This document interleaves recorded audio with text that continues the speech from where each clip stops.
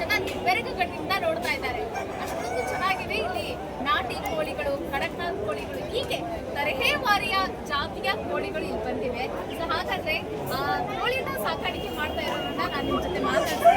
ಅವ್ರು ಇದ್ರ ಬಗ್ಗೆ ಏನ್ ಹೇಳ್ತಾರೆ, ಹೆಂಗೆ ಸಾಕಾಣಿಕೆ ಮಾಡ್ತಾರೆ, ಮತ್ತೆ ನಿಮ್ಗೆ ಏನಾದ್ರೂ ಬೇಕಾದ್ರೆ ಅವ್ರನ್ನ ಯಾವ ರೀತಿ ಸಂಪರ್ಕ ಮಾಡ್ಬೋದು, ಇದೆಲ್ಲದರ ಬಗ್ಗೆ ಅವ್ರ ಜೊತೆ ಮಾತಾಡ್ತಾ ಕ್ವಿಕ್ಕಾಗಿ ಬನ್ನಿ ಅವ್ರ ಜೊತೆ ಮಾತಾಡ್ತಾನೆ. ಸರ್ ನಮಸ್ತೆ, ಹೇಗಿದ್ದೀರಾ?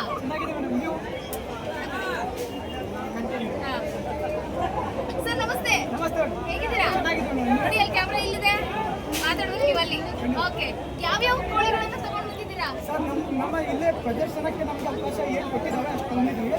ಆಕ್ಚುಲಿ ನಮ್ಮ ಹತ್ರ 27 ತಳಿಗಳು ಸಿಗ್ತವೆ. 27 ಕಡಕ್ನಾಥ್ ಈಗ ಇಲ್ಲೇ ನಮಗೆ ಪ್ರದರ್ಶನ ಕೊಟ್ಟಿದ್ದಂಥ ಕಡಕ್ನಾಥ್, ಕಾವೇರಿ, ಸೋನಾಲಿ, ಫೀವರ್ ಡಿಪಿ, ಬ್ಲ್ಯಾಕ್, ಅಮೆರಿಕಾದ ಫಸ್ಟ್ ಟೈಮ್ ಈ ಕೃಷಿ ಮೇಳಕ್ಕೆ ಫಸ್ಟ್ ಟೈಮ್ ಪರ್ಚೇಸ್ ಮಾಡಿದ್ದು ಬ್ಲ್ಯಾಕ್ ಅಂತ.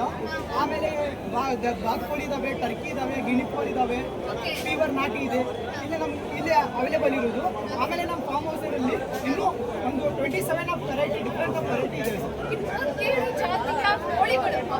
ಕೇಳಕ್ಕೆ ಖುಷಿ ಆಗುತ್ತೆ. ಇವತ್ತು ಕೃಷಿ ಮೇಳದಲ್ಲಿ ಜನ ಇದನ್ನ ನೋಡಿದಾಗ ಯಾವ ರೀತಿ ಅಭಿಪ್ರಾಯ? ಬಹಳ ಒಳ್ಳೆಯ ರೆಸ್ಪಾನ್ಸ್ ಇದೆ. ಯಾಕಂದ್ರೆ ನೀವು ಎಲ್ಲ ತಳಿಗಳಿಗೆ ಒಂದೇ ಸೆಕ್ಷನ್ ಅಲ್ಲಿ ಎಲ್ಲಿ ನೋಡಿದಿಲ್ಲ.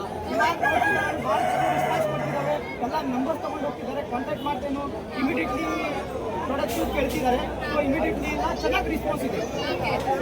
ಪ್ರತಿ ಹಳ್ಳಿಯಿಂದ, ಜಿಲ್ಲೆಯಿಂದ, ತಾಲೂಕಿಂದ ಜನರು ಬಂದು ಚೆನ್ನಾಗಿ ರೆಸ್ಪಾನ್ಸ್ ಕೊಡ್ತಿದ್ದಾರೆ. ನಮ್ದು ಫಸ್ಟ್ ಬ್ರಾಂಚ್ ಬಂದ್ಬಿಟ್ಟು ಅಂಚಿಡಗಿರಿಯಲ್ಲಿದೆ, ಆಡಳಿಕೊಪ್ಪ, ಹಳಿಯಾಳ, ಧಾರವಾಡ, KMC. ನಮ್ಮ ಮೇನ್ ಬ್ರಾಂಚ್ ಬಂದ್ಬಿಟ್ಟು ಧಾರವಾಡದ KMC ಅಲ್ಲಿ, ಆಮೇಲೆ ಅಂಚಿಡಗಿರಿಯಲ್ಲಿ.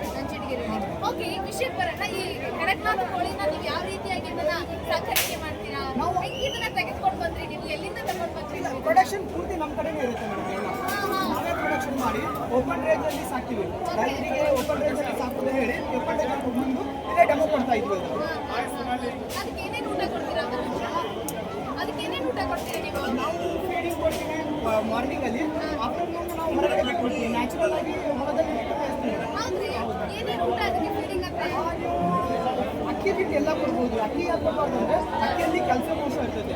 ಅಕ್ಕಿ ಬಿಟ್ಟು ಸಜ್ಜಿ, ರಾಗಿ, ತರಕಾರಿ, ವೇಸ್ಟ್ ರೈಸ್ ಬಾಯ್ಲ್ ಮಾಡಿದ್ದು, ಆಮೇಲೆ ವೇಸ್ಟ್ ಹುಲ್ಲಿಗೆ ಎಲ್ಲ ತಿನ್ನೋದು. ಓಕೆ, ಇದು ನಮ್ಮ ಕರ್ನಾಟಕದಲ್ಲಿ ಸರ್ವೈವ್ ಆಗುತ್ತಾ ಕಡಕ್ನಾಥ್ ಕೋಳಿ? ಈಗ ಪ್ರೆಸೆಂಟ್ ಸರ್ವೈವ್ ಆಗ್ತಿದೆ ಮೇಡಮ್. ಕರ್ನಾಟಕದಲ್ಲಿ ಅತಿ ಹೆಚ್ಚು ರೇಟಿಗೆ ಮಾಂಸ ಮಾರಾಟವಾಗ್ತಿದೆ ಯಾವುದೇ ಕೋಳಿ ಇದ್ರೆ ಅದು ಕಡಕ್ನಾಥ್ ಕೋಳಿ. ಓಕೆ, ಅಂದ್ರೆ ಇಂಥ ಪ್ರದೇಶದಲ್ಲಿ ಇದು ಬದುಕಬಾಳಕ್ಕಾಗಲ್ಲ. ಕರ್ನಾಟಕದ ಪ್ರತಿಯೊಂದು ಪ್ರದೇಶದಲ್ಲಿ ಬದುಕ್ತವೆ.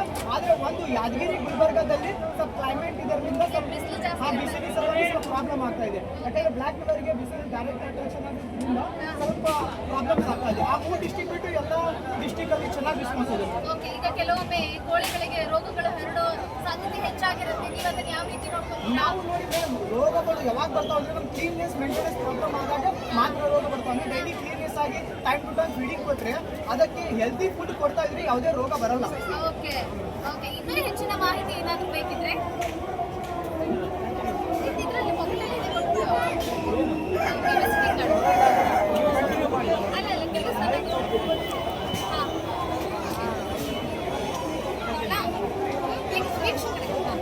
ರೈತ ಬಾಂಧವರೇ, ಈ ಕಡಕ್ನಾಥ್ ಕೋಳಿಯ ಬಗ್ಗೆ ಇನ್ನಷ್ಟು ನಿಮಗೆ ವಿವರಣೆ ಬೇಕು, ಮಾಹಿತಿ ಬೇಕು ಅಂತಂದ್ರೆ ಮುಂದಿನ ನಮ್ಮ ವಿಡಿಯೋದಲ್ಲಿ ನಿಮಗೆ ಇದ್ರ ಬಗ್ಗೆ ಡಿಟೇಲ್ಡ್ ವಿಡಿಯೋ ಸಿಗುತ್ತೆ, ಮಾಹಿತಿ ಸಿಗುತ್ತೆ. ಯಾಕಂತಂದ್ರೆ ಇವರ ಒಂದು ಬ್ರಾಂಚಸ್ಗಳಿಗೆ ನಾವು ಹೋಗಿ ಭೇಟಿ ಕೊಟ್ಟು ಯಾವ ರೀತಿಯಾಗಿ ಕೋಳಿಗಳನ್ನು ಸಾಕಾಣಿಕೆ ಮಾಡ್ತಾ ಇದ್ದಾರೆ A to Z ಮಾಹಿತಿ ಕೊಡೋ ಪ್ರಯತ್ನ ನಾವು